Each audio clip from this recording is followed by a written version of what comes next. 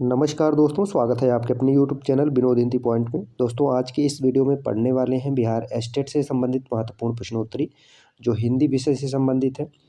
Bihar estate की परीक्षा जो है मार्च अप्रैल माह में संभावित है। उसके बाद जो है बिहार में टीजीटी पीजीटी के पदों के लिए बहुत बम्पर वैकेंसी आने वाली है। उससे पहले एस्टेट पात्रता परीक्षा कराई जाएगी। अगर आप एस्टेट पात्रता परीक्षा क्वालिफाई करते हैं तो टीजीटी पीजीटी के योग्य आप हो जाएंगे। तो चलिए देर न करते हुए शुरू करते हैं आज का ये वीडियो। पहला प्रश्न है, राजेंद्र यादव एवं मन्नू भंडारी द्वारा संयुक्त लिखा गया उपन्यास कौन सा है? आपके कितने प्रश्न सही होते हैं आप कमेंट करके जरूर बताएं। इस वीडियो में कुल 100 महत्वपूर्ण प्रश्नों को रखा गया है। बताइए पहले प्रश्न का उत्तर क्या हो जाएगा। राजेंद्र यादव एवं मन्नू भंडारी द्वारा संयुक्त लिखा गया उपन्यास कौन सा है? सही उत्तर है 1 इंच मुस्कान। 1 इंच मुस्कान जो है यह राजेंद्र यादव और मन्नू भंडारी द्वारा संयुक्त रूप से लिखा गया उपन्यास है। ठीक है। राजेंद्र यादव के उपन्यास की बात की जाए तो प्रेम बोलते हैं, उखड़े हुए लोग, और मन्नू भंडारी के जो उपन्यास है आपका बंटी तो प्रसिद्ध उपन्यास है इनका। अगला है, इनमें से कौन सा उपन्यास राही मासूम रजा द्वारा लिखित है?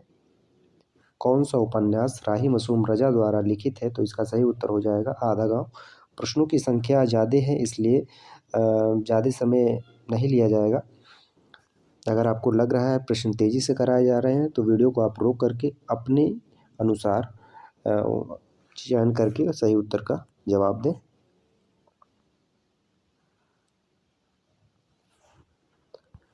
अगला प्रश्न है, चंद्रावली नाटिका के लेखक कौन है? चंद्रावली नाटिका के लेखक कौन है? तो इसका सही उत्तर हो जाएगा भारतेंदु हरिश्चंद्र। चंद्रावली नाटिका के लेखक हैं भारतेंदु हरिश्चंद्र। अगला प्रश्न है, एक भारतीय आत्मा निम्न में से किस कवि का उपनाम है? बहुत ही महत्वपूर्ण है और बहुत आसान प्रश्न है, कई बार परीक्षा में ये पूछा गया है। माखनलाल चतुर्वेदी एक भारतीय आत्मा के नाम से इन्हें जाना जाता है। ठीक है। हिंदी कविता में राष्ट्रीय भावना का जयघोष करने वाले कवियों में जो है माखनलाल चतुर्वेदी का नाम प्रमुख है, और इन्होंने प्रताप और प्रभु नामक पत्रों का संपादन किया था। हिमतरंगिणी, हिमकृष्णी, ये सभी रचनाएं माखनलाल चतुर्वेदी की हैं। अगला है, इस्तवार दलाल लितियोर इंदुई हिंदुस्तानी नामक हिंदी साहित्य के इतिहास ग्रंथ के लेखक का क्या नाम है?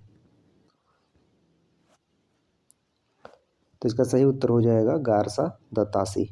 ठीक है। इस्तवार दलाल लितियोर इंदुई हिंदुस्तानी नामक इतिहास ग्रंथ के लेखक का नाम है गारसा दत्तासी, और यह जो रचना है यह फ्रेंच भाषा में लिखी गई थी। ठीक है। हिंदी साहित्य के इतिहास लेखन का सबसे पहला प्रयास किसने किया था? तो गारसा दत्तासी ने किया था। किस भाषा में? फ्रेंच भाषा में। और इनकी जो रचना है, एक और प्रश्न बनता है, इनकी रचना का जो है इसका अनुवाद, हिंदी अनुवाद किसने किया था? तो लक्ष्मी सागर वार्ष्णेय ने गारसा दत्तासी की रचना का हिंदी अनुवाद किया था। अगला प्रश्न है, जूठन किस रचनाकार की आत्मकथा है? जूठन किस रचनाकार की आत्मकथा है? तो सही उत्तर हो जाएगा ओम प्रकाश वाल्मीकि, दलित लेखक हैं। जिंदगी नामा किसकी रचना है? जिंदगी नामा किसकी रचना है? तो सही उत्तर हो जाएगा कृष्णा सोबती। जिंदगी नामा जो है कृष्णा सोबती का ये उपन्यास है। ठीक है। और इसके साथ साथ अन्य उपन्यास है, मित्रों मरजानी, सूरजमुखी अंधेरे के, दिलोदानिस, ये सभी उपन्यास हैं। मीराबाई का मलाल किसकी कृति है? मीराबाई का मलाल किसकी कृति है? तो ये जो है मीराबाई की रचना है। मीराबाई का मलाल जो है यह मीराबाई की है। और मीराबाई की पदावली, गीत गोविंद की टीका, नरसिंह जी के मायरा, ये सभी जो है मीराबाई की रचनाएं हैं। अगला प्रश्न है, लोहे के दीवार के दोनों ओर किसकी कृति है? लोहे के दीवार के दोनों ओर किसकी कृति है? तो यह जो है यशपाल की रचना है, लोहे के दीवार के दोनों ओर।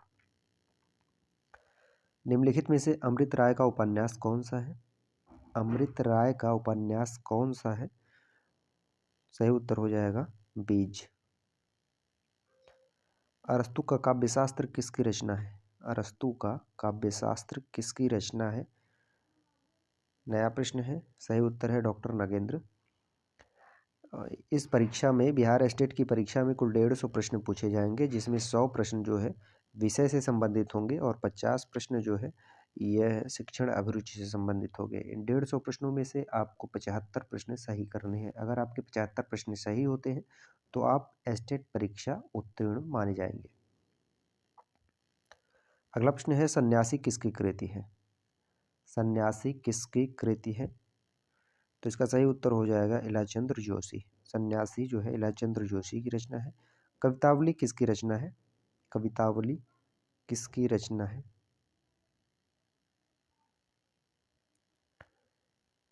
तो इसका सही उत्तर हो जाएगा रामचरण दास। ठीक है, कवितावली जो है रामचरण दास की रचना है। और एक कवितावली किसका है? तुलसीदास का है। ठीक है, यहाँ विकल्प में तुलसीदास नहीं है, रामचरण दास है, तो सही उत्तर रामचरण दास। पद्यात्मक भावभूमि पर श्यामा स्वप्न नामक उपन्यास की सृजना किसने की? श्यामा स्वप्न। तो इसका सही उत्तर हो जाएगा ठाकुर जगमोहन सिंह। भाषा के जादूगर के रूप में कौन विख्यात? भाषा के जादूगर के रूप में किसे जाना जाता है? तो सही उत्तर हो जाएगा शिवपूजन सहाय को भाषा के जादूगर के रूप में जाना जाता है। उत्तर प्रियदर्शी नामक गीत नाट्य के लेखक कौन है? उत्तर प्रियदर्शी सही उत्तर है। आगे,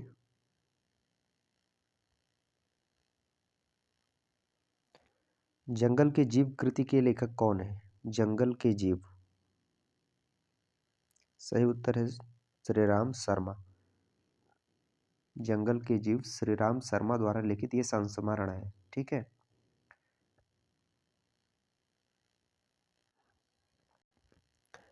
कई बार परीक्षा में पूछा जाता है किस लेखक का संबंध शिकार से है? तो श्रीराम शर्मा सही उत्तर होंगे। कहरनामा किसकी रचना है? कहरनामा किसकी रचना है? तो ये मलिक मोहम्मद जायसी की रचना है कहरनामा। ठीक है, पद्मावत, अखरावट, आखिरी कलाम, चित्रलेखा, ये सभी रचनाएं जो है मलिक मोहम्मद जायसी है की है। कविता के नए प्रतिमान के लेखक कौन है? कविता के नए प्रतिमान के लेखक कौन है? सही उत्तर है डॉक्टर नामवर सिंह।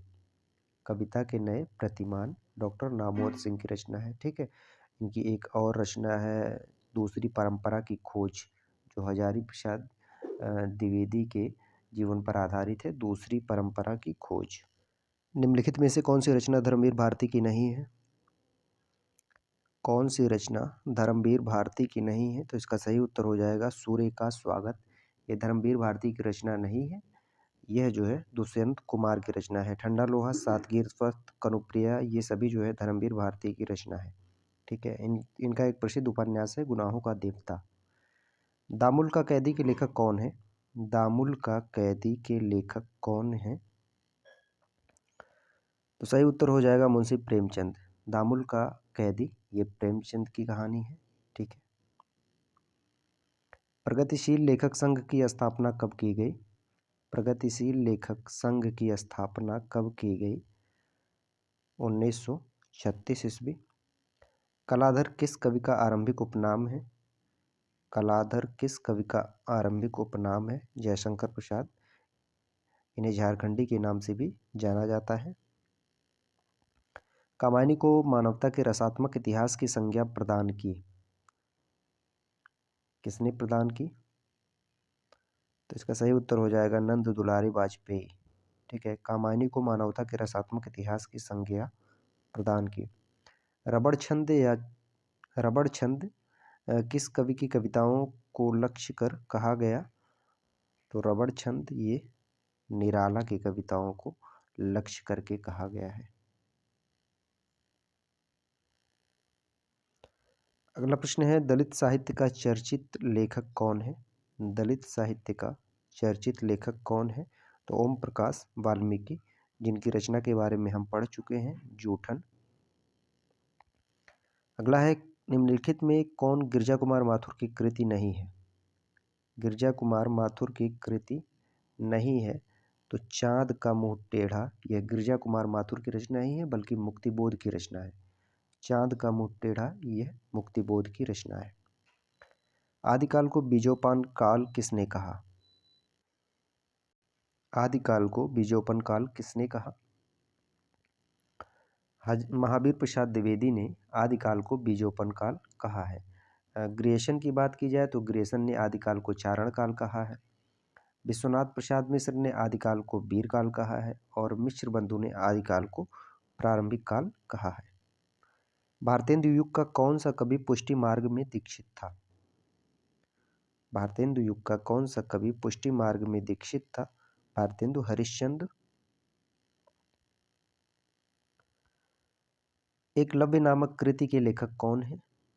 एकलव्य नामक कृति के लेखक कौन है? तो राम कुमार वर्मा। महाकवि सूरदास किसकी आलोच्य कृति है? महाकवि सूरदास किसकी आलोच्य कृति है?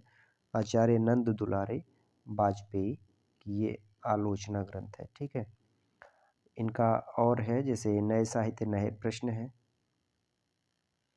रामधारी सिंह दिनकर की किस कृति को आधुनिक युग की गीता कहा गया? आधुनिक युग की गीता। कुरुक्षेत्र को आधुनिक युग की गीता कहा गया है, कुरुक्षेत्र को। विक्रमोर्वशी की मूल कथा नामक निबंध के लेखक कौन है? विक्रमोर्वशी की मूल कथा चंद्रधर शर्मा गुलेरी। चंद्रधर शर्मा गुलेरी का ये निबंध है। ठीक है, और चंद्रधर शर्मा गुलेरी ऐसे कहानीकार हैं जिन्होंने मात्र 3 कहानियाँ लिखी हैं और उनकी जो 3 कहानियाँ हैं जिसमें से उसने कहा था प्रसिद्ध है सुखमय जीवन, बुद्धू का कांटा और उसने कहा था, ये 3 कहानियाँ जो है चंद्रधर शर्मा गुलेरी की है। अगला है मैला आंचल किस प्रकार का उपन्यास है? मैला आंचल किस प्रकार का उपन्यास है? तो यह एक आंचलिक उपन्यास है। किसका है? फणीश्वर नाथ रेणु का यह एक आंचलिक उपन्यास है। ठीक है,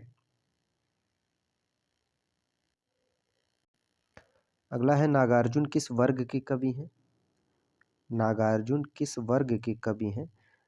सही उत्तर है प्रगतिवादी। नागार्जुन जो है प्रगतिवादी कवियों में बहुचर्चित हैं। अगला है बिहारी निम्न में से किस काल के कवि हैं? बिहारी किस काल के कवि थे? तो सही उत्तर है रीतिकाल। रीतिकाल में इनको जो है 3 वर्गों में बांटा गया था, रीति सिद्ध, रीतिबद्ध और रीत मुक्त। तो जी बिहारी जो है रीत सिद्ध कवियों की श्रेणी में आते थे। ठीक है, भक्तिकाल की रामाश्रयी शाखा के निम्न में से कौन से कवि हैं? रामाश्रयी शाखा में कौन से कवि हैं? तो सही उत्तर है तुलसीदास। उपन्यास और कहानी का मूल अंतर है। उपन्यास और कहानी का मूल अंतर क्या है? तो इसका सही उत्तर हो जाएगा विषय निरूपण। उपन्यास और कहानी का मूल अंतर है विषय निरूपण। जायसी के सर्वोत्कृष्ट ग्रंथ का क्या नाम है? जायसी के सर्वोत्कृष्ट ग्रंथ का क्या नाम है? पद्मावत। ठीक है, पद्मावत जो है यह जायसी के सर्वोत्कृष्ट ग्रंथों में से एक है। इसमें जो है प्रेम काव्य का वर्णन है। इसके साथ साथ और भी रचना है, आखिरी कलाम है, खरावट है, चित्रलेखा है, कहरनामा है, मशलनामा है, कान्हावत है, ये सभी रचनाएं जो है जायसी की हैं। स्मृति की रेखाएं रेखांकन के रचनाकार कौन है? स्मृति की रेखाएं महादेवी वर्मा का ये रेखा चित्र है स्मृति की रेखाएं। इन्हें यामा पर ज्ञानपीठ पुरस्कार प्राप्त हुआ था। प्रेमचंद का एक सशक्त उपन्यास गोदान है। तो यह एक सामाजिक उपन्यास है। कब लिखा गया था? 1936 ईस्वी में। जिसके समान कोई दूसरा ना हो, व्याकरण से संबंधित ये प्रश्न है। जिसके समान कोई दूसरा ना हो तो उसे कहते हैं अद्वितीय। ठीक है, और अनुपम की बात की जाए, जिसकी उपमा ना हो उसे अनुपम कहते हैं। अनभिज्ञ की बात की जाए तो जो जानकार ना हो। अपराजित जो पराजित ना हुआ हो। ठीक है, जिसके समान कोई दूसरा ना हो तो उसे अद्वितीय कहते हैं। वियोगी हरि जी का पूर्ण नाम क्या था? वियोगी हरि का पूर्ण नाम क्या था? तो श्री हरि द्विवेदी। वियोगी हरि का पूर्ण नाम था श्री हरि द्विवेदी। अगला प्रश्न है, माटी की मूर्ति किस विधा की रचना है? माटी की मूर्ति किस विधा की रचना है? तो इसका सही उत्तर हो जाएगा संस्मरण। किसका है? राम वृक्ष बेनीपुरी। और भी संस्मरण है, जैसे लाल तारा है, गेहूं और गुलाब है। ठीक है। यदि प्रेम स्वप्न है तो श्रद्धा जागरण, यह पंक्ति किस निबंध से ली गई है? यदि प्रेम स्वप्न है तो श्रद्धा जागरण। तो इसका सही उत्तर हो जाएगा श्रद्धा भक्ति। सिंहावलोकन किसकी आत्मकथा है? सिंहावलोकन किसकी आत्मकथा है? तो इसका सही उत्तर हो जाएगा यशपाल। सिंहावलोकन जो है यह यशपाल की रचना है। ठीक है।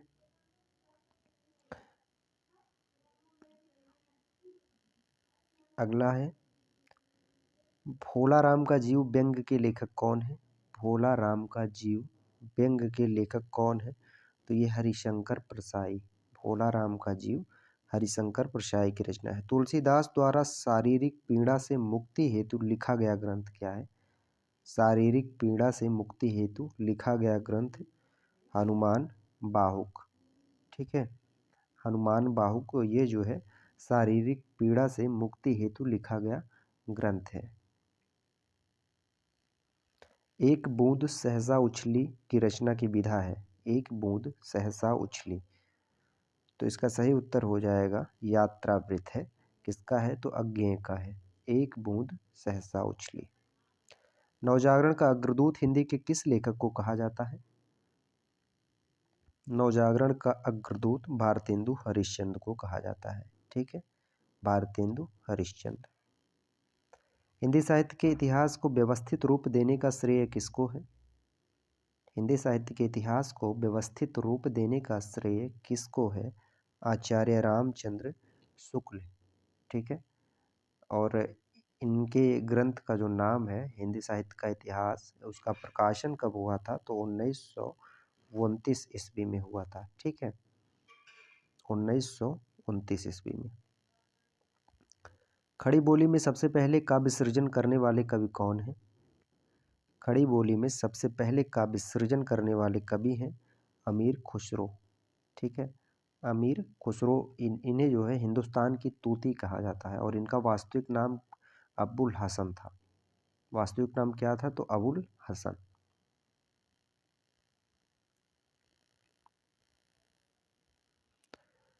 अगला प्रश्न है, अष्टछाप के संस्थापक कौन थे? अष्टछाप के संस्थापक कौन थे? तो सही उत्तर हो जाएगा विट्ठल नाथ। ठीक है। अष्टछाप के संस्थापक थे विट्ठल नाथ। चार कवि जो है विट्ठल नाथ और चार कवि जो है वल्लभाचार्य। ठीक है। विट्ठल नाथ के शिष्य की बात की जाए तो गोविंद स्वामी हैं, चेत स्वामी हैं और नंददास हैं, चतुर्बुद्ध दास हैं। वल्लभाचार्य के शिष्य में हैं सूरदास हैं, कुंभन दास हैं, परमानंद दास हैं और कृष्णदास हैं। कृष्ण गीतावली नामक काव्य ग्रंथ के रचयिता कौन है? कृष्ण गीतावली तुलसीदास। ठीक है। तुलसीदास। काव्य के विशिष्ट तत्व के रूप में ध्वनि शब्द का सर्वप्रथम प्रयोग किसने किया? काव्य के विशिष्ट तत्व के रूप में ध्वनि शब्द का सर्वप्रथम किया आनंद वर्धन ने। ठीक है। आनंद वर्धन। उर्मिला किसका प्रबंध काव्य है? उर्मिला किसका प्रबंध काव्य है? तो इसका सही उत्तर हो जाएगा बालकृष्ण शर्मा नवीन। ठीक है।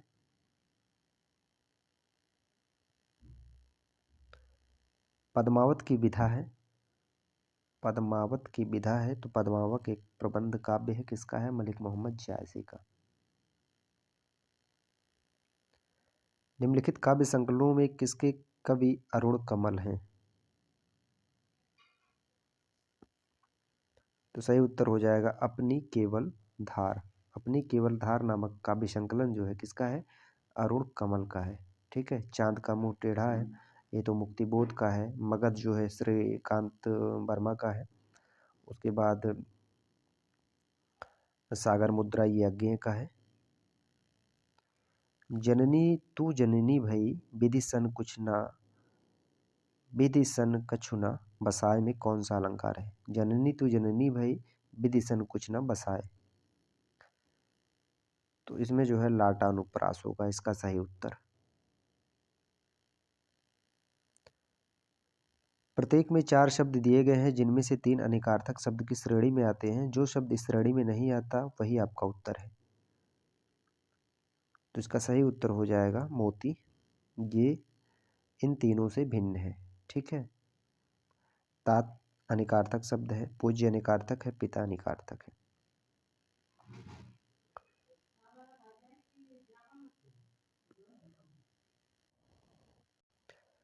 अभिकारी शब्द क्या होता है? अभिकारी शब्द क्या होता है? तो इसका सही उत्तर हो जाएगा अवयव। अभिकारी शब्द अवयव।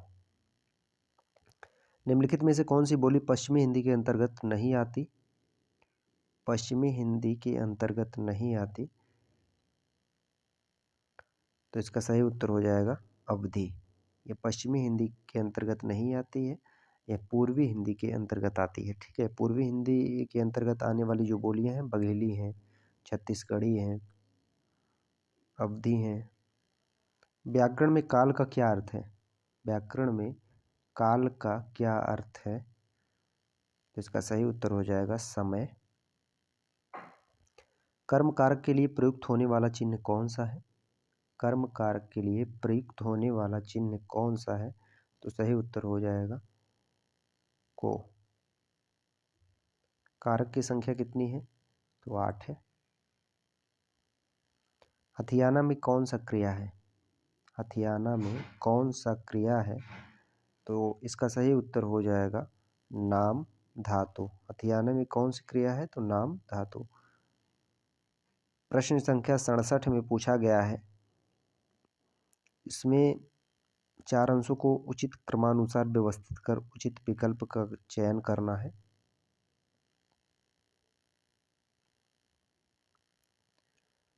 अड़सठ है, निम्नलिखित में पुल्लिंग शब्द कौन सा है? पुल्लिंग शब्द कौन सा है? सही उत्तर है सारस। कांच का पर्यायवाची शब्द है, कांच का पर्यायवाची शब्द है शीशा।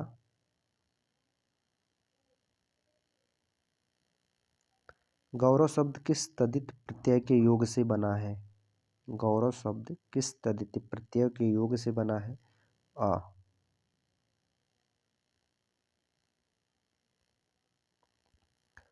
उत्तर रामचरितम का प्रधान रस क्या है?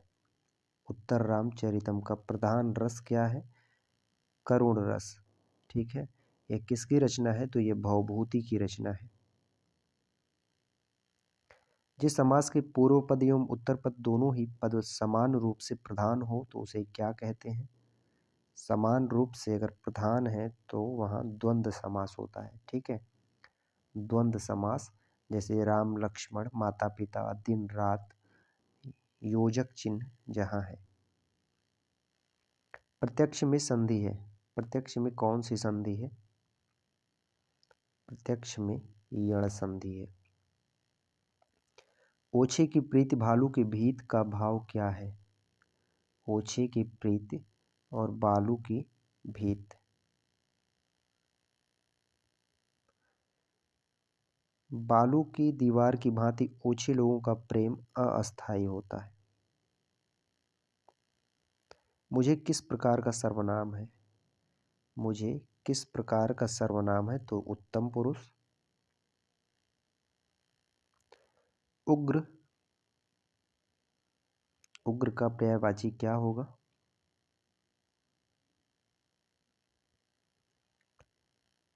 प्रचंड, क्रोधी, प्रबल। निम्नलिखित में से एक शब्द की वर्तनी अशुद्ध है। यहाँ कवित्री ये अशुद्ध है। ठीक है। इस तरह से रहेगा।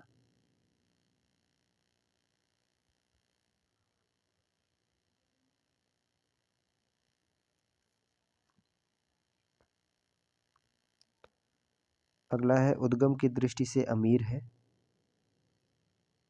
उद्गम की दृष्टि से अमीर क्या है? तो अमीर जो है विदेशज शब्द है। उच्चारण शब्द में उपसर्ग है। उच्चारण शब्द में उपसर्ग है उत। चिड़िया शब्द का प्रयोग बहुवचन में क्या होता है? चिड़िया शब्द का प्रयोग बहुवचन में क्या होता है? चिड़िया। कर्मवाच्य में प्रधान होता है। कर्मवाच्य में प्रधान होता है। कर्मवाच्य में प्रधान कर्म होता है। मोक्ष की इच्छा रखने वाले के लिए कौन सा एक शब्द प्रयोग किया जाएगा? मुमुक्षु। ताजमहल खाली स्थान का अद्भुत नमूना है। तो इसका इस पे आएगा स्थापत्य कला। ताजमहल जो है स्थापत्य कला का अद्भुत नमूना है। नीचे दिए किस वाक्य में विशेषण का प्रयोग हुआ है?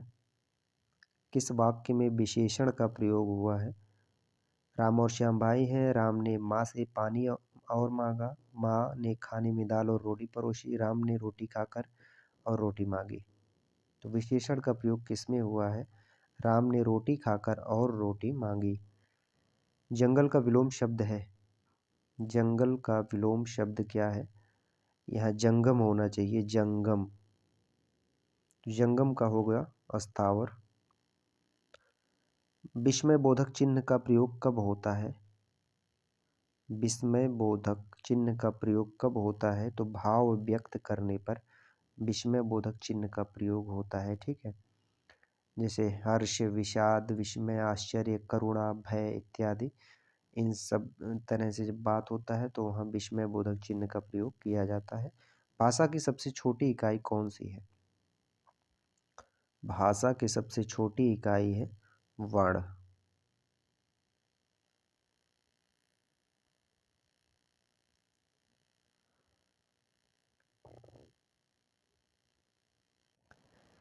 प्रश्न संख्या 88 से 91 तक आपको अवतरण पढ़कर सही उत्तर का चयन करना है।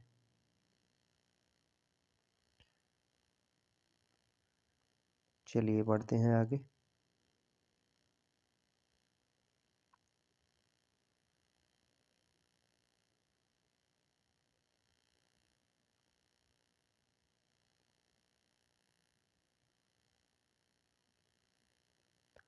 आचार्य शुक्ल के अनुसार छायावाद के प्रथम और प्रतिनिधि कवि हैं?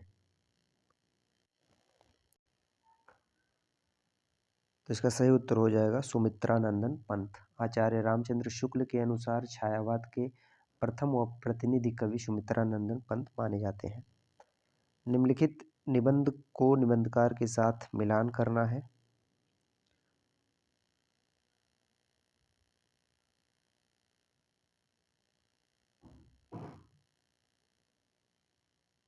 यहाँ पगडंडियों का जमाना देखिए, ये किसका है? तो कुबेरनाथ राय का है। रसात्मक बोध किसका है? आचार्य रामचंद्र शुक्ल का है।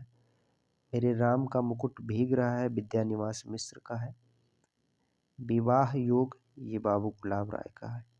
विवाह योग बाबू गुलाब राय का है। भारतीय वृत्ति का संबंध किस रस से है? भारतीय वृत्ति का संबंध किस रस से है? अद्भुत रस। अगला है जहां बिना कारण के कार्य का होना पाया जाए वहां कौन सा अलंकार होगा? बिना कारण के कार्य का होना पाया जाए वहां जो है विभावना अलंकार होगा। रस सूत्र के जनक कौन माने जाते हैं? रस सूत्र के जनक सही उत्तर हो जाएगा भरत मुनि। ठीक है, रस सूत्र के जनक माने जाते हैं भरत मुनि। इनके अनुसार रसों की संख्या है 8। ठीक है, जबकि काव्य में रसों की संख्या 9 बताई गई है। यह थे कुल 100 महत्वपूर्ण प्रश्न जो आगामी बिहार स्टेट आपकी परीक्षा के लिए बहुत ही महत्वपूर्ण है। प्रश्न अच्छे लगे हों तो आप वीडियो को शेयर कर दीजिए। चैनल पर नए हैं तो चैनल को सब्सक्राइब कर लीजिए। अगले वीडियो में कुछ नए प्रश्नों के साथ फिर उपस्थित होंगे। तब तक के लिए नमस्कार।